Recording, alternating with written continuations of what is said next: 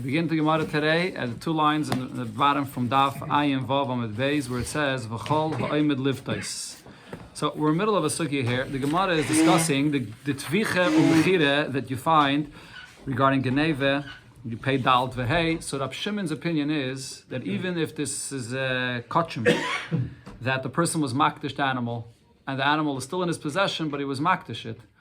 If it's an animal that he was makdish in such a oifen that it's still going to be his responsibility to reimburse it if it gets lost, so then if someone steals that from him, you're going to have to pay dal v'hei, even though he doesn't own it anymore, but because it has value to him.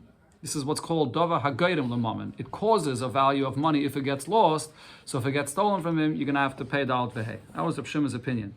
But on this, the Gemara asked the question, according to Rab Shimon, if you shecht an animal that you stole, only if the animal is fit to eat are you chayiv to pay dal v'hei. But here we're talking about kachim. It's asabah no, you can't just go and eat any kachim. So how would you be chayiv to pay dal v'hei if you shecht this? So the Gemara wrote a few answers.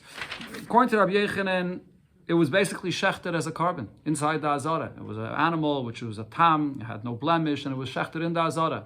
But it was shechted in such a way that the carbon was not useful for the owner. Either it was shechted not for his sake, or the blood was never sprayed in the mizbeach, the blood was just spilled out.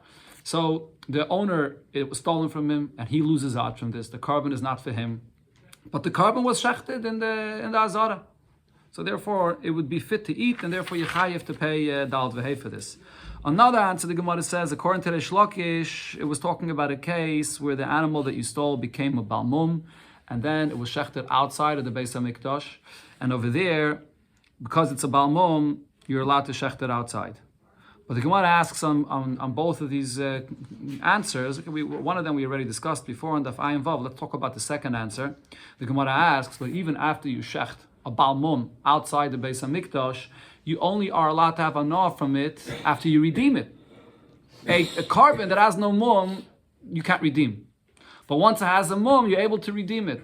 But over here, if you didn't redeem it yet, you still can't have any anah from it. So again, the question still remains, why is this fit for eating that you would be chayiv to pay a dalet v'hei if you shecht it? So the Gemara said before, and the Gemara will now explain that the very fact that it could be redeemed is enough to say that this meat here, and this carbon, or this behemoth that you shechted outside, is considered to be fit for eating. You didn't redeem it yet, but you have the option to redeem it, because you have the ability to redeem it and eat it, so it's considered to be something that's fit for eating, and therefore you pay dalet v'hei for shechting it after you stole it here. That's the point the Gemara is going to say. So Taisus actually asks that question. There's the Taisus v'halei pediyim ateres. Taisus asks maybe he did redeem it. I don't remember what Taisus answers, but Taisus asks that question. Okay, let's see the Gemara inside. Where do I see this concept, according to Rab Shimon, that when you have a carbon or an animal that's hektish and it's able to be redeemed, it's as if it was already redeemed. We give it that status that it's considered to be roi la'achila, as if it was already redeemed. Because Rab Shimon says as follows, and this is Rab Shimon's opinion. We learned it before, over here in the Gemara on the Ayin Vav. Rab Shimon holds that food, oichlin, are not makabel tumah unless it's oichlin that's roi to eat.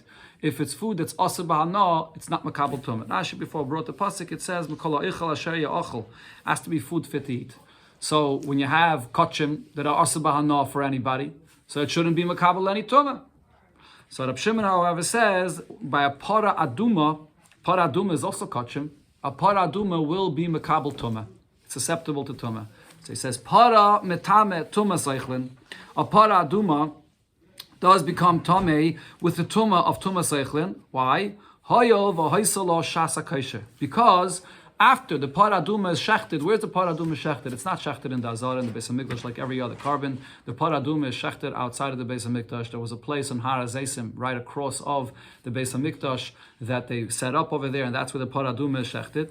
Now, after the para aduma is shechted, there's a shasa kosher, meaning there would be an option to take that para aduma and to eat it. So therefore, the point that Rab Shimon is saying over here is, once there was a moment in time where there was an option to eat it after the shechita, even if later they went and used it for para aduma and now it can't be eaten anymore, it doesn't matter. It's still going to be makabel tumah. even though now it's asa bahana, the very fact that at a certain moment in time there was an option to be able to eat it, it has a shem oichel and it's makabel tumah. That's the point that Reb Shimon says. Now, what does this mean that a para duma, after you shecht it for a para duma, you have an option to eat it? Why do you have an option to eat it? The para duma is kachim. It's like a carbon. So what does this mean? You have an option to eat it. So Reish Lakish explained for this that the Oima Hayat Rab Shimon explained para niftis al gabe marachta, that a para duma could be redeemed, that is, even after it's on the maracha. The maracha is this place that they set up. What is it called? The pyre, yeah, the place that they set up over there on the harazeisim, that they shechted it. Even after it's shechted, it still could be redeemed. Right? And the Rishonim over here actually say, Rashi brings it also, and the Rishonim talk about this, that they would very, very often look to see until the last moment if they could find a nicer and better paraduma. And if they found one, they would shecht it. But then it's a mitzvah to get a better, a nicer paraduma. So even after it was shechted, they would then redeem this paraduma from hektish, and then it would replace it with a better paraduma. So the very fact that it could be redeemed, it wasn't redeemed, but the very fact that it could be redeemed, that was enough of a reason that we say that it's fit for eating. It wasn't redeemed, but it could be redeemed. You have that option. It has the status of basar, of eichel, that it could be redeemed, it could be eaten. So what do we see from all of this? Alma kol ha'omed liftos kapadi dami. When something could be redeemed, it's as if it was redeemed, and it has a name eichel for tomeh. So therefore we could say the same thing regarding the payment of dalet vehei for tviche, that if you shecht an animal that was kachim, and it got a mum, and you shecht it outside the Beis HaMikdash, because it could be redeemed, it's considered as if it was redeemed, and it's right to eat, and therefore you pay for it dalet vehei. Now, what does Taisus discuss over here in the big Taisus, para duma?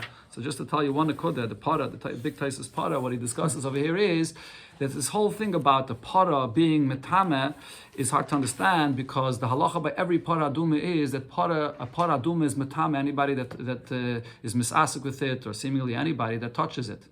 That's one of the unique things about para duma, why it's called a chayk, different than all other mitzvahs, and it's the greatest chayk of all mitzvahs, because the para duma is metayr es atmein, and it's metame es atayrim. It purifies those that are impure, and it makes tameh those that are tahir. And so why is it saying over here that this para duma has a name of a food item, even though it's also bahana, and it will be metame? It's anyways metame anybody that's misasik with the para duma. That's the halacha of a para duma. So Tais over here brings two answers. There's an answer of Rashi. Rashi says, not here, but in another place, that it's not talking about the tumah of the paraduma itself, but it's talking about the paraduma combining together with other food to a shear of a kezayis, the minimum shear that's needed to be makabel tumah or to cause tumah. That's what it's relevant for, but not for the paraduma itself. Then there's another pshat. Taisus says that the reed in Taisus, he says that the paraduma is only mitame those that are misasik with it, those that are busy preparing preparing it for the ashes and the water. So for them, they become tameh. But anybody else that touches it does not become tameh. And that's why it's relevant over here, the tumas oichel, that it becomes tameh if it's roi la'achila, as Reb Shimon, Reish Lakish explains, because it could have been redeemed. At what point? It's always going to be mitame. Or after it's shechted? Always afterwards, because right after it's shechted. Once it's shechted, yeah. Okay, so when's it shechted? Yeah. As a tumas eichlin. When it's a live animal, it's a different story. It's not. We're talking about after it's shechted, yeah. Okay, now the Gemara goes back, as I started off, with the two tirutzim that it brought before regarding what case does Rab Shimon say that you have to pay the payment of dalet vehei for shechting an animal of kachim that you stole. So again, Rabbi Yochanan, it was brought in the name of Rabbi Yochanan, two pirushim, that we're talking about this animal that was shechted as a carbon in the Azara. Reish Lakish says no. The case is this animal was shechted with a mum outside Azara shchutei chutz. So the Gemara asks now, Bishleim Rabbi Yochanan le'amak Rab Shimon Lakish. It's understood why Rabbi Yochanan did not want to say like the pshat of Reish Lakish, because the Gabai like me lamasnisin afilu b'tmimin. Because he wants to explain what Reb Shimon says in the Mishnah, that when you steal kachim and you shecht it and you chayiv to pay dalet vehei, we're going to say simply that it's speaking even about a behemoth that's whole without a blemish. Why should we say that it's dafka in a case of a blemish? So that's why he said it's brought as a carbon. Reish Lakish, however, according to Reish Lakish, my time Rabbi Yechanan. Why didn't he say, like the Pshat of Rabbi Yechanan, that it was brought as a carbon, and that's when you chayiv to pay dal v'hei? Malach, Reish Lakish will answer you that in such a case, when it's brought as a carbon, when it's still kachim, and it's brought as a carbon, you actually will not be chayiv dal v'hei. Why not? Because with tavchay or machroi, the Torah says either you slaughtered it or you sold it. And therefore, now we compare these two, and we say as follows: Kol hechad isa b'mechire. Any time when this animal, it's possible to sell it, and you would be chayiv to pay dal v'hei if you sell it, isa b'tvicha. Then the obligation to pay dal v'hei if you shechted will also apply. But if you can't be chayiv dal v'hei by selling it, you're not going to be chayiv to pay dal v'hei by shechting it. And therefore now, Reish Lakish explains to you, this animal that you stole, that's kachim. So if you take this carbon, which is a tam, it's a full carbon, it's a whole carbon, and it has to be brought as a carbon. If you try to sell it, the sale doesn't take effect. You can't redeem it, you can't sell it at this point. So since its sale doesn't take effect, you won't pay dal v'hei if you sell it. So therefore, even if you go ahead and you shecht it as a carbon, so the halach of paying dal v'hei for the shchita will also not apply. So therefore, Reish Lakish had to say the only time you pay dal v'hei is if it got a mum. Once it gets a mum, now you could redeem it and you could sell it, or you could do the tvicha, you could shecht it. That's when you pay dal v'hei.